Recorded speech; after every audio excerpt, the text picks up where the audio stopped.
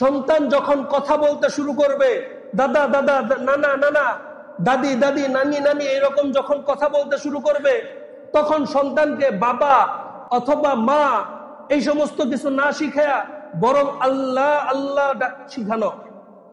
ভালোভাবে খেয়াল করবেন, আল্লাহ আল্লাহ বলে ডাক শিখানো। যেই মানুষ তার আল্লাহকে চিনে সে কখনো তার মা বাবার অবাধ্য হতে পারে না। যেই মানুষ তার আল্লাহকে চিনে সে কখনো তার মা বাবার হক নষ্ট করবে না। আল্লাহর ভয় যার কলবের মধ্যে আছে ওই মানুষ কখনো মা বাবার কলবের মধ্যে আঘাত করবে না। এজন্য সন্তান হওয়ার পরে সন্তান যখন কথা বলবে সন্তানকে আল্লাহ আল্লাহ ডাকতে শিখানো। সন্তান যখন পুরোপুরি কথা বলতে শিখে যাবে তখন টুকটাক দোয়া মাসালা গুলা শিখানো, ঘুমানোর দোয়া, খাওয়ার দোয়া, আউযুবিল্লাহ বিসমিল্লাহ এইগুলা শিখানো।